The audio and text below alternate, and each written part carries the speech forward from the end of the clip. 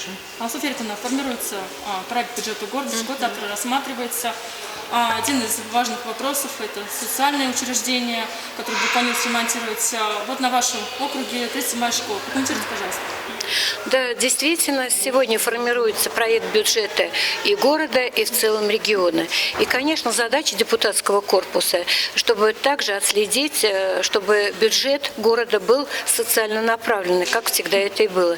И сегодня каждый депутат работает на своем округе с руководителями учреждений социальной сферы для того, чтобы сюда направить деньги именно на те необходимые работы, которые были запланированы жителями и родителями наших учащихся.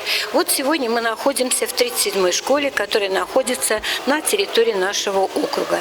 В 2020 году здесь было сделано достаточно много работ по ремонту. Был сделан капитальный ремонт спортзала, актового зала, частично мы отремонтировали кровлю.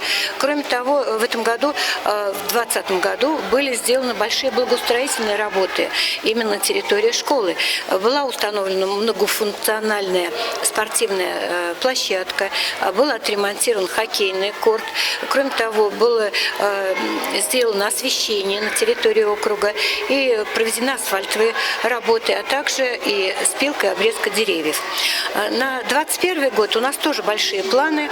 Это здесь необходимо капитально отремонтировать систему отопления с ремонтом элеваторного узла. Кроме того, у нас уже в планах несколько лет стоял ремонт туалетов. Вот здесь на первом этаже мы обязательно в этом году отремонтируем и восстановим туалеты, те, которые уже есть, и обязательно предусмотреть необходимо обустройство для детей с УВЗ.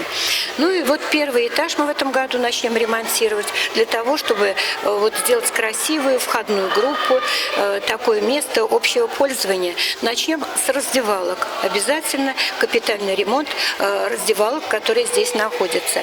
Это будет и ремонт потолка с установкой вот этой Армстронга, и установим, конечно, энергосберегающее освещение.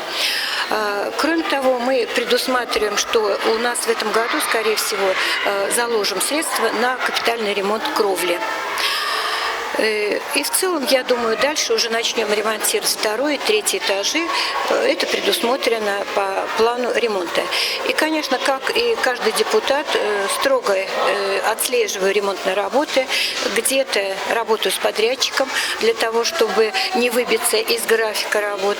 И я думаю, что в 2021 году мы тоже сделаем хорошую работу по ремонтным работам.